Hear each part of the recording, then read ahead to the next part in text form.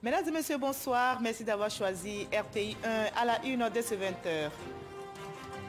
La Côte d'Ivoire et le Burkina Faso travaillent en synergie pour la promotion des droits des femmes et des filles. Les défenseurs des droits de l'homme issus de ces deux pays renforcent leurs capacités. La formation est distillée par l'Association des femmes juristes et par l'Institut pour les droits de l'homme et développement en Afrique. Clap de fin pour les exercices au Bangamé Express 2021 pour la sécurisation du golfe de Guinée lancé à Abidjan. Il s'agit de manœuvres conjointes et simultanément effectuées dans toutes les marines du golfe de Guinée. Le but est d'améliorer les stratégies de mutualisation des moyens de lutte contre la piraterie. Le gouvernement ivoirien est aux côtés des fidèles chrétiens catholiques en ce moment de jeûne. Plus de 70 tonnes de vivres et non-vivres d'une valeur de 80 millions de francs CFA sont distribués dans les locaux de Caritas Côte d'Ivoire. Plusieurs diocèses et autres structures ont reçu des dons. Journée sanglante en Birmanie ce samedi. On déplore 90 morts à l'issue de nouvelles manifestations pro-démocratie durement réprimées par la junte militaire au pouvoir.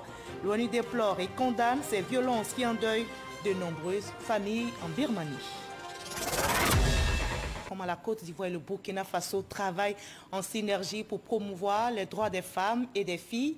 Les défenseurs des droits de l'homme issus de ces deux pays renforcent leurs capacités. La formation est distillée par l'Association des femmes juristes et par l'Institut pour les droits de l'homme et développement en Afrique. Eric Goré pour le reportage.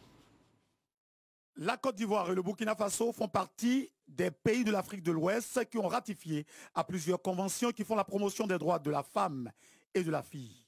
Comment arriver à mettre en œuvre les différents tests contenus dans cette convention avec l'aide des experts. C'est à cette mission que s'attelle l'Institut pour les droits de l'homme et le développement en Afrique et l'Association des femmes juristes de Côte d'Ivoire.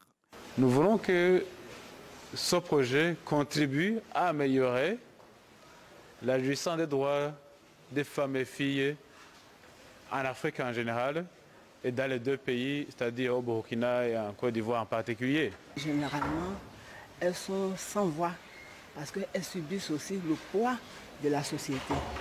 Vous n'êtes pas sans savoir qu'en Afrique, nos sociétés sont dominées par les us et coutumes qui généralement laissent de côté les textes de loi.